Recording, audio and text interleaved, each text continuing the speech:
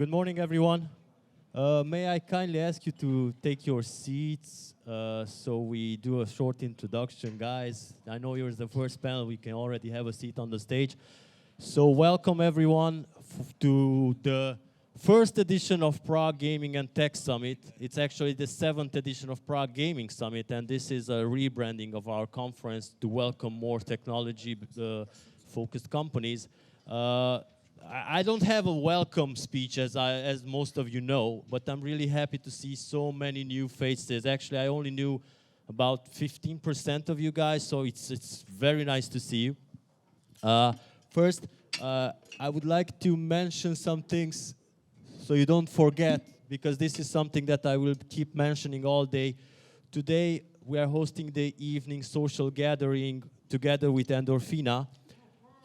Yeah. So it's titled Endorfina Club, but actually it's not a club. It's Endorfina Club is the name of the session. It's going to be a chill out lounge because Endorfina is known for throwing just chill out parties. I'm just kidding. You will see tonight. So there's no need to RSVP. You just need to bring those headbands on your hand. If you lose it, let us know because we have more. So I will not take more further time away from this session because there's plenty to talk about today. So I would like to welcome the first panel, moderated by Dr. Robert Skalina, which focuses on the Czech Republic as a usual tradition at our conference. So thank you.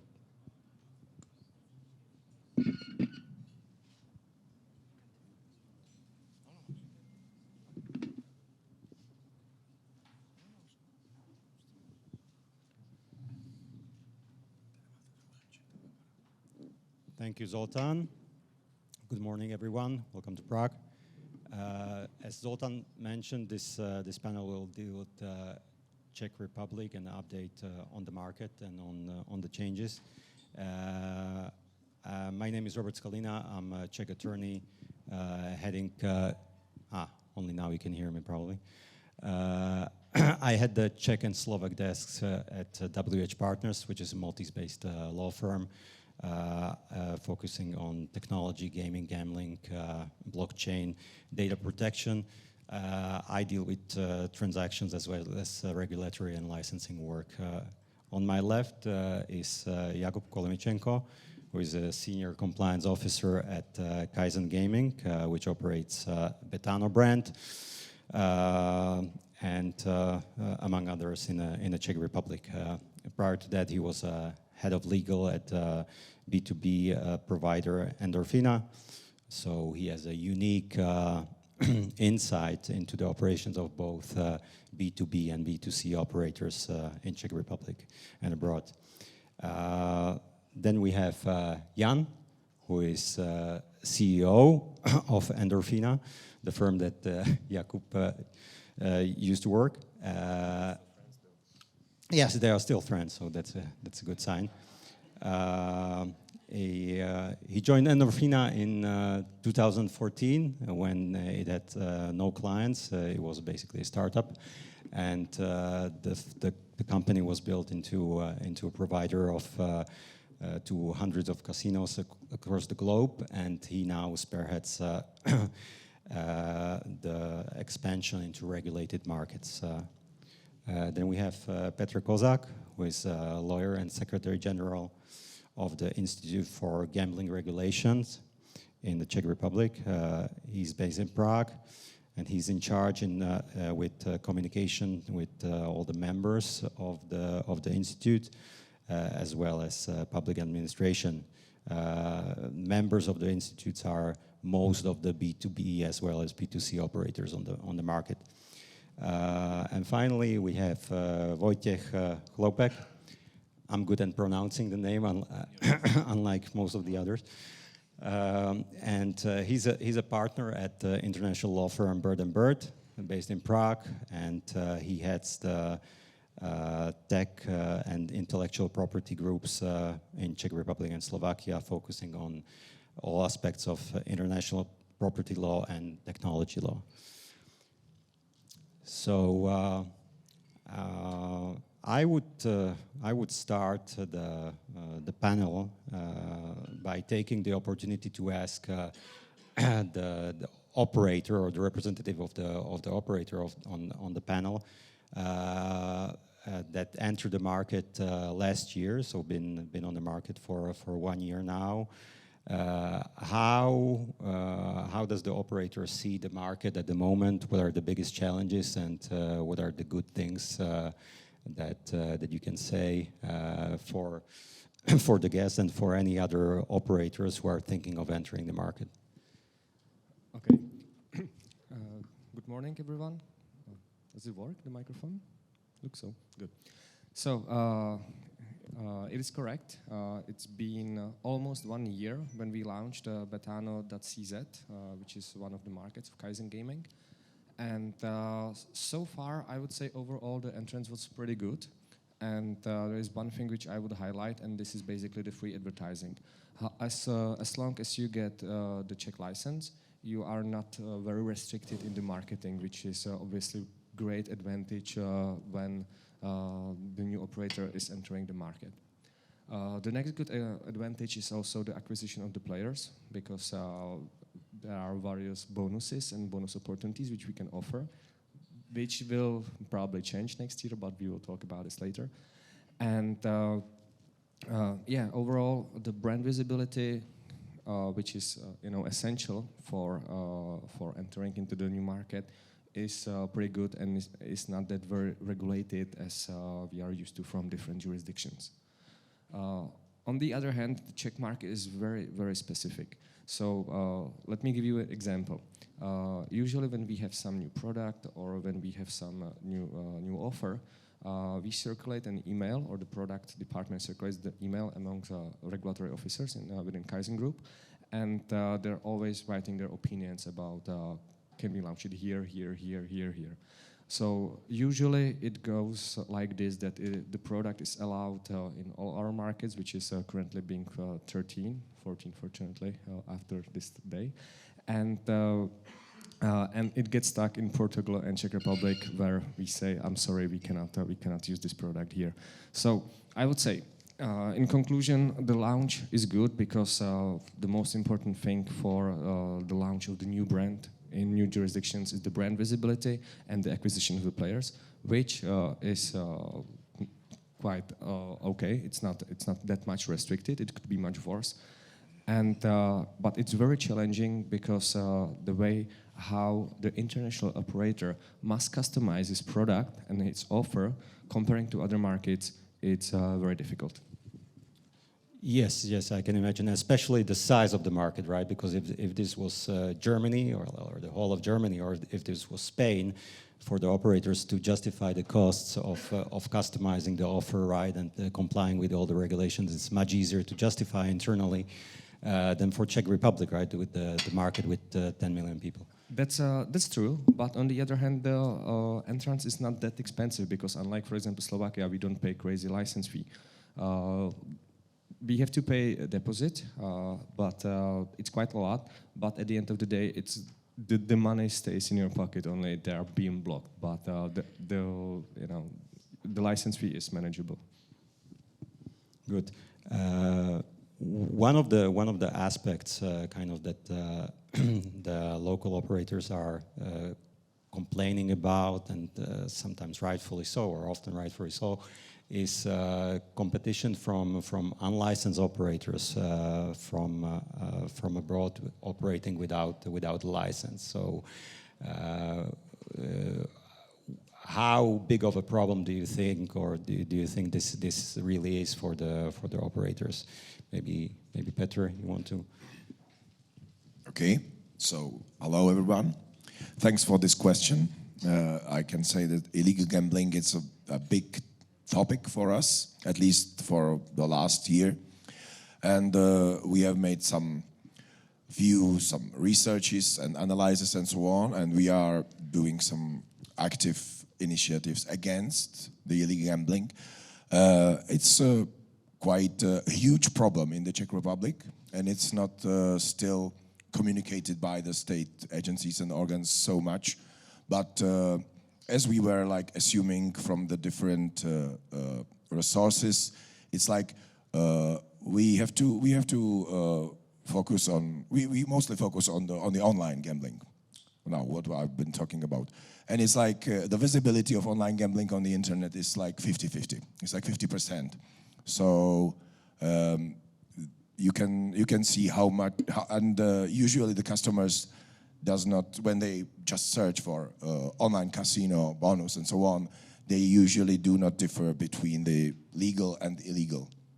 So it's, and we were counting a little bit, and it was like 6.5 billion crowns going out of the Czech Republic as a GGR for the illegal gambling sites, and more than 2 billion crowns it's going out of the Czech Republic as a tax loss for the state. So these are the main points. We made one kind of a book, or black book, and like a huge analysis about all the different types of illegal gambling in the Czech Republic. It's called the Black Book on Online Gambling, which recently went out, and all these things are included inside. And we were dealing also with the customs offices and with the Ministry of Finance, which they still look like that the fight against illegal gambling done by the state is enough, but it's not. And now we are going to have maybe a new different regulatory system when we are talking about the blockation and so on. And if it will help, we will see, because the system is one thing, and theoretically it can, but in practice we can see still now it's not working that much. One of the biggest points that's still is a huge problem is illegal gambling advertising, which is very easy, and it's not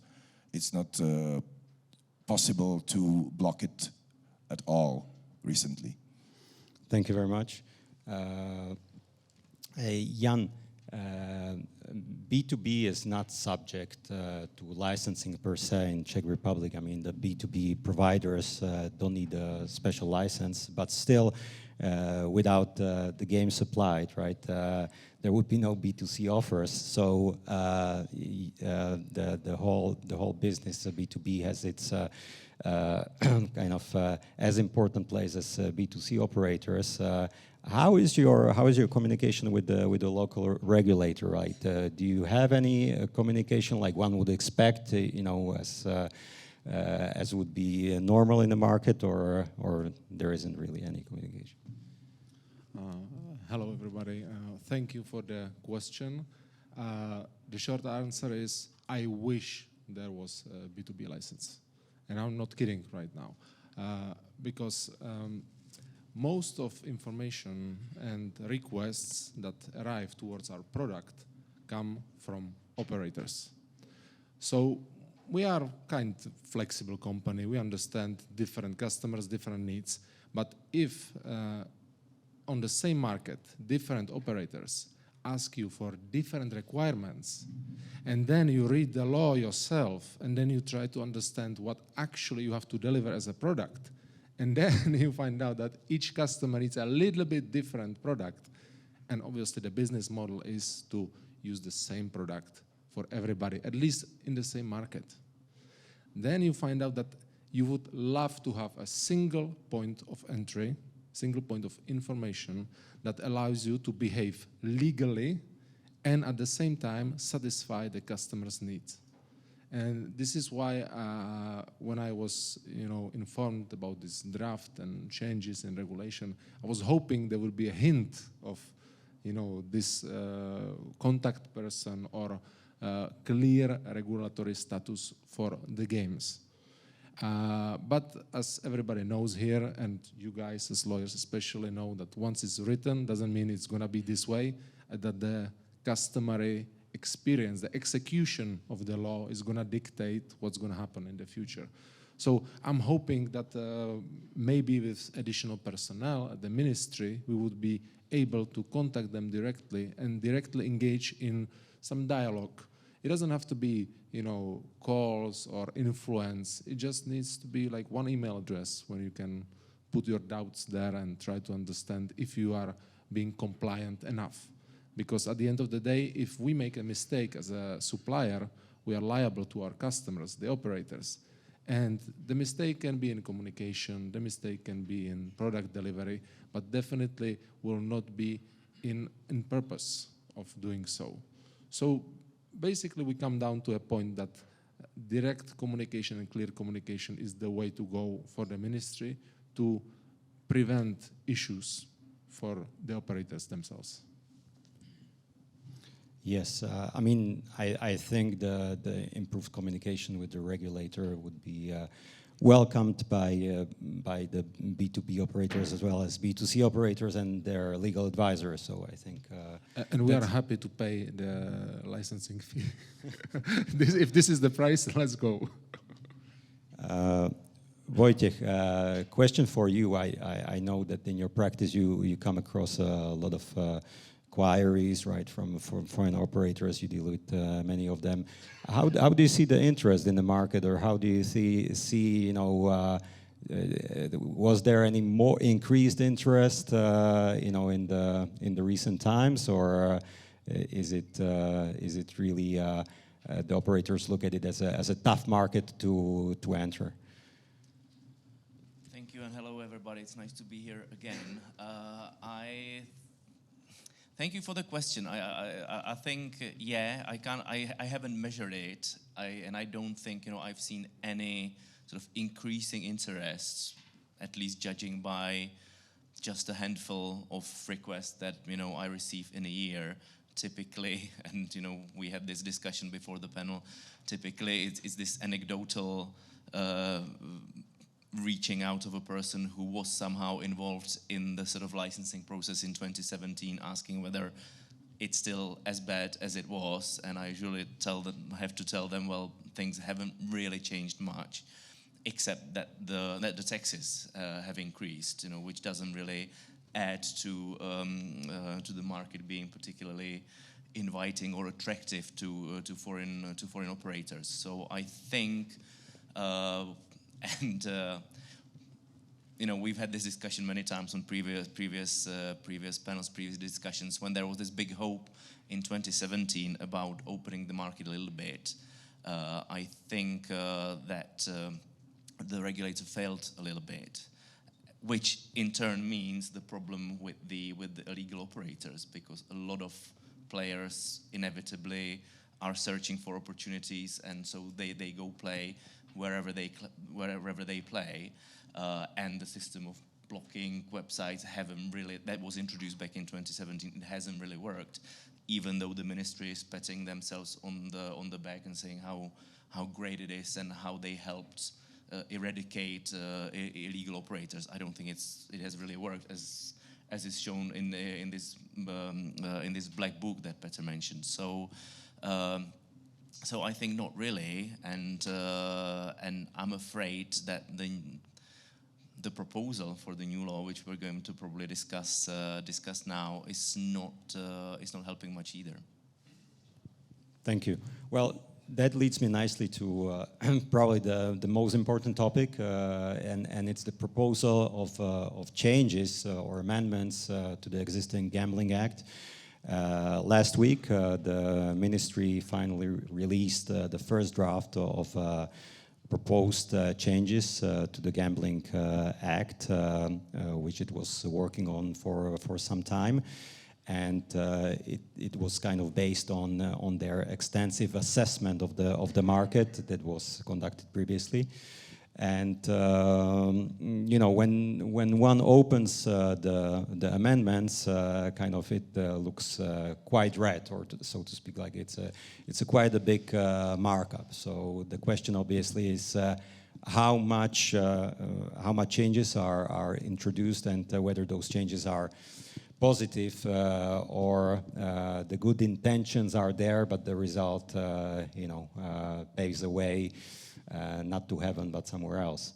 So one of the things that the regulator tries to address and tries to focus on and kind of improve the current status is a fight against the illegal operators. And there are some proposed changes.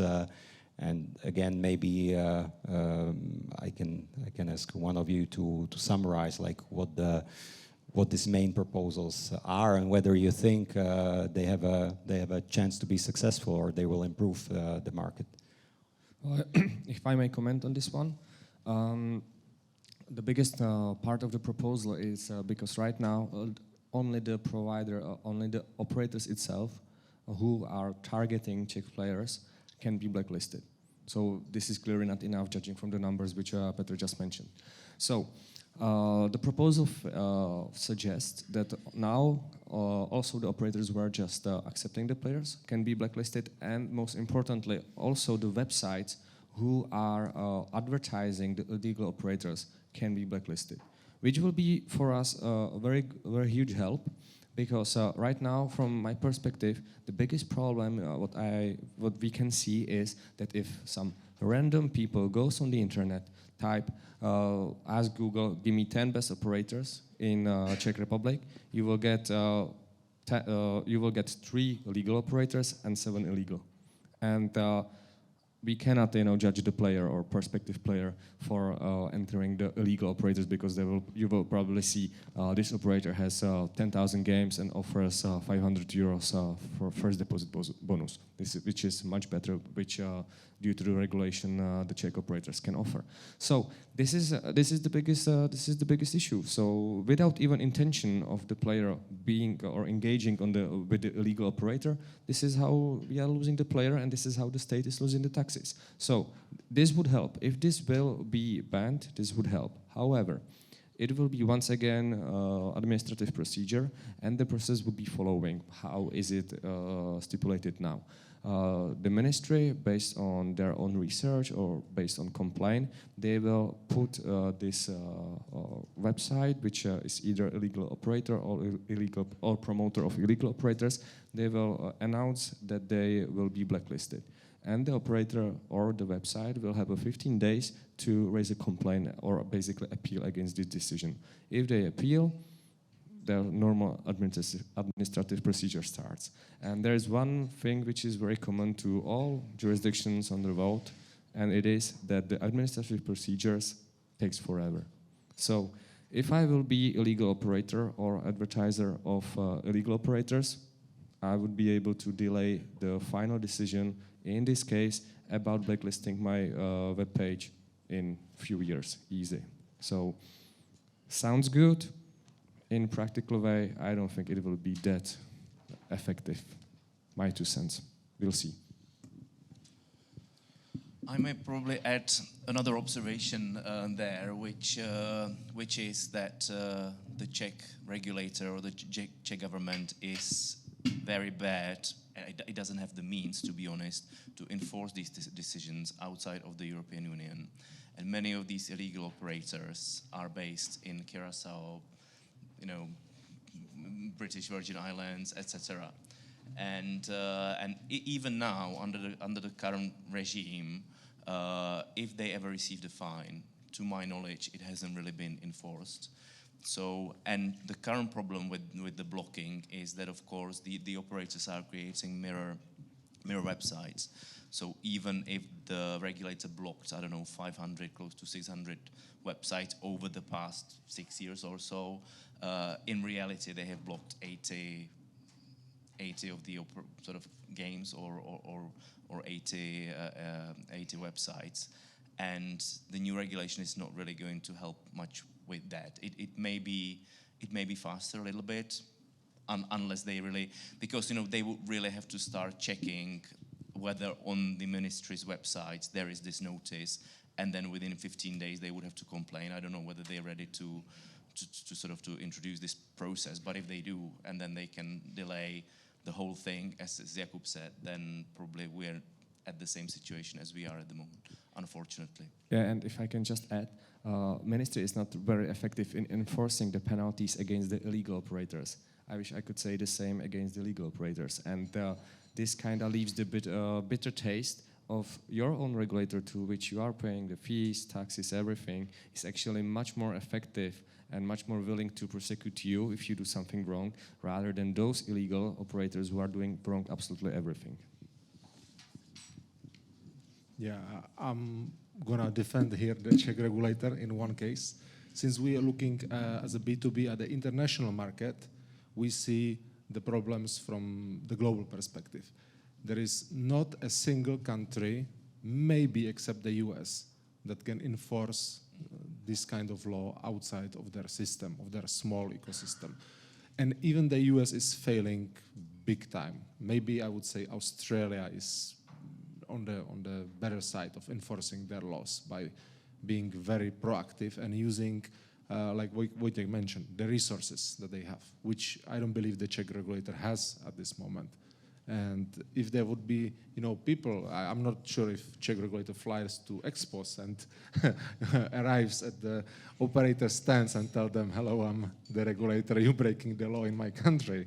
So if this would happen, I think that even just the rumors that this is happening would help a lot to enforce such strong rules that are required for any operator to operate in the online industry. Petr? Just maybe to end with a positive note in this topic, it's a first step towards the better fight against illegal gambling. The intentions is quite good. The best thing is that there is finally the possible of blocking the advertising websites, because when there was the beginning of the intention to make an amendment, they say no, the advertising is a very sensitive topic. Finally it is here, and it was not such a big problem. The big problem is the process of collecting evidence to really do it in the end. And if it will take half a year, it will still not be effective. That's the thing. Yeah, I mean, from my experience, the big change is kind of, the definition of what actually is gambling in Czech Republic, right?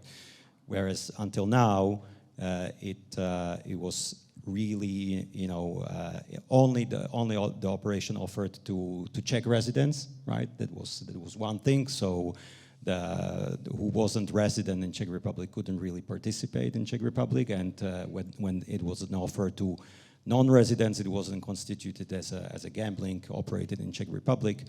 And the second thing was this definition of what constitutes basically gambling and illegal gambling, and it focuses, and it mentioned that there needs to be at least partial focusing or targeting on the individuals residing in the Czech Republic. Now, that's gone from the law. So from my experience, it will be kind of easier for the regulator to prove that the offer kind of constitutes gambling.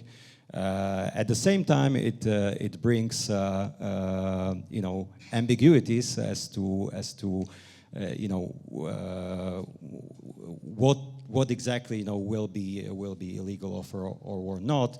I think the only way for the regulator is basically to kind of see that any offer whatsoever that will be available in Czech Republic, whether you'll be able to register as a Czech resident or not, will be considered gambling, which, however, in my view, also is quite broad in a sense. If you consider some minor operator somewhere, in the world that doesn't operate with bad faith, and who doesn't basically introduce pretty much a geo-blocking from Czech Republic, or blocking that makes it impossible for any player from Czech Republic to participate, then he faces automatically sanctions. So it probably would make sense to introduce some kind of at least a notice from the regulator to those operators, before. We found your offer, it constitutes illegal gambling, and we want to take the side down. And actually, I think that would improve the protection of the players, because I have seen tens of cases where there's been, not bad faith operators, they've been fined, with a couple of millions or 10 millions, Czech crowns penalties, with no bad faith, right? And they receive absolutely no pre-notice. So this is not to defend, the operators operating without the license, but there should be some balance and some good faith on the side, not only of the operators but also the regulator. Anyway, let's move from this topic. Another important thing is the protection of the players, and what are the additional kind of protections for the players that is brought by these amendments. Who wants to cover that? Or maybe open this just to add a few points. It reminds me, I've just remembered last year when we were sitting here, I will start with a positive note again.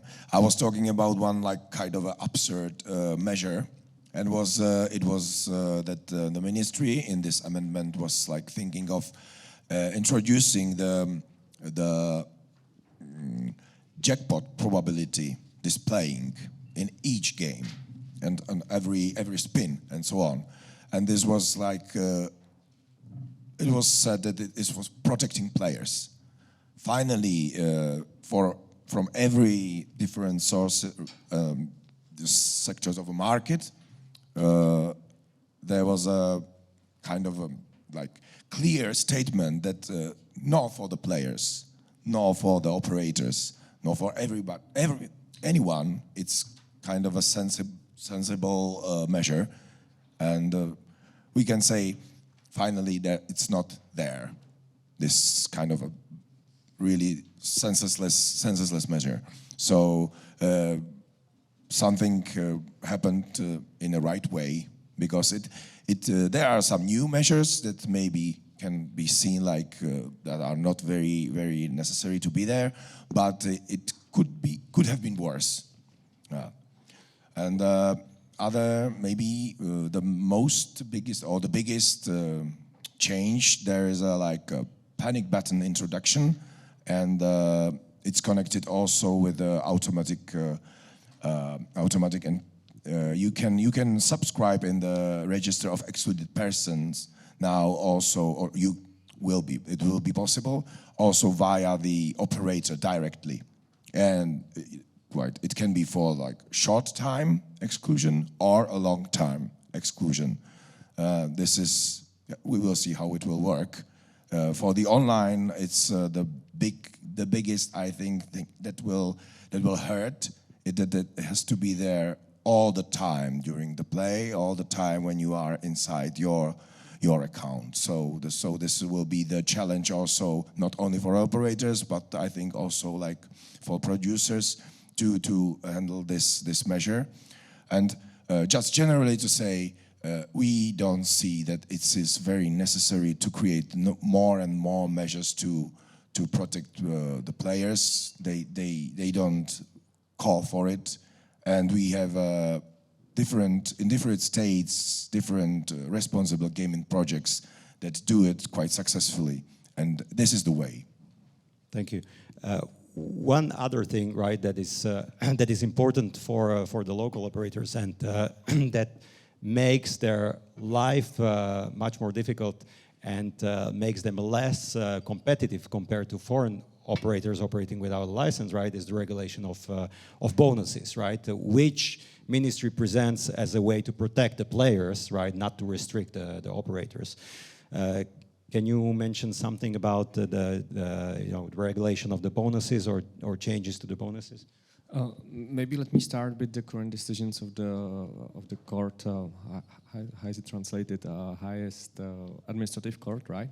So they have just decided, and long story short, because ministry has their own opinion how to allow bonuses or not.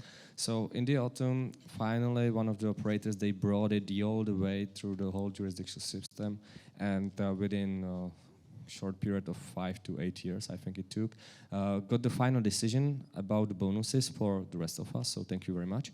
And basically, the highest administrative court, they decided that the way how the ministry thinks about bonuses and how they interpret the regulation of bonuses, which is not in the gambling law very very huge, is a complete fiction, and basically they are creating the law from something which doesn't even exist. So basically this court decided that the way how they interpret the things is not the way to go, which was a bit of bear service for the industry, because now the ministry decided, oh, it's a good time to properly regulate the bonuses. And I think Petr can tell us more about their take about this. Or Wojciech, whoever. Yeah, I may just add that, sort of coming back to this new legislation, which, I don't know, just for the benefit of the audience, it was actually published last Friday afternoon. So everyone interested in it had a sort of busy weekend and the last 2 days getting familiar with it. And this new law is actually also giving the ministry sort of more rights to basically come up with secondary legislation in the future, more than now. Because as Jakub was saying, the problem so far has been that the regulator, the ministry, has had lots of discretion in interpreting the law.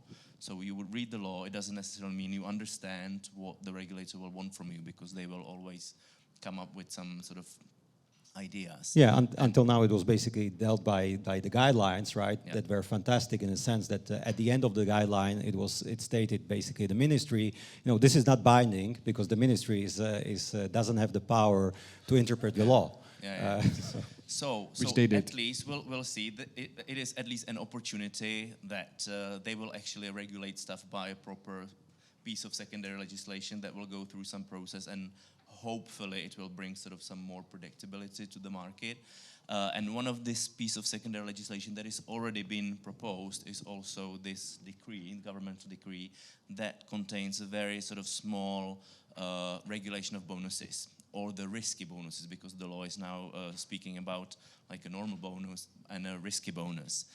And whether it's just a kick-off to the market to test the water, so to say, and see what the feedback is, but at the moment how it's written is basically that any sort of acquisition bonus will be a problem. Basically the entry bonus will be considered risky and therefore disallowed.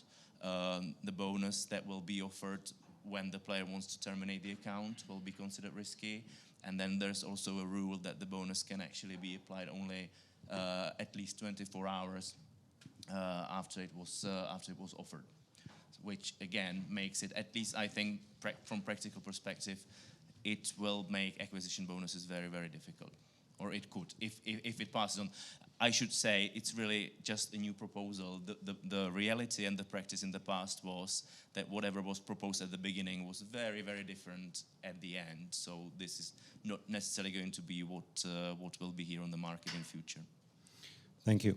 I think we are over our time. Well, I would like to cover also one thing, important thing, maybe for some of the operators or even for B2B providers, is live dealer games at the moment are not allowed, right? They are not expressly forbidden, but again, it was interpretation of the ministry that basically it's impossible to do. There has been some change, but with some limitations. So. Maybe you can cover someone of. I will cover it. I don't know what the change is, but I would like to point out that this actually ties what Wojciech said. We are talking about limiting the offering of the casino in bonuses, but at the same time, at least we are expanding the offering with a new product. Why this is important? Because if you want to fight against the black market, you can use two main things: enforcement of the law or offering the player a better experience. And one of these things is, let's have them have bonuses. Because if you don't have them in the Czech Republic, you're gonna go outside of the jurisdictions very easily. And in today's internet world of things, of payments, of everything that is available to everybody, it's very easy to go outside. So from my point of view, the live casino change makes like big impact on the product offering, and this means that there will be less channelization and the customers will go into the rightly regulated operators. But there is this one limitation, right, that might make the whole offer kind of more complicated. Petr, maybe you want to mention what it is? Just maybe to start, it's the live dealer game. At least it's a success story about discussion in terms of discussions with the Ministry of Finance. Because at the beginning, the Ministry of Finance said absolutely no. There is a 0% chance that it will be there. And it was 20%. And they said, okay, better offer, better fight against gambling. Let's go to it. But, and the big but is like just it can be streamed only from the Czech land-based licensed premises, from the studios that will be inside, and the studios will be like a little bit apart of what is happening in the land-based casino, but it has to be inside. So it might be more complicated, especially from the operators from the outside of the Czech Republic. But still, it can be possible. It will be possible for the operators to operate this game. So there can be different operator operating this game from the studio based in the land-based premises of some Czech operator.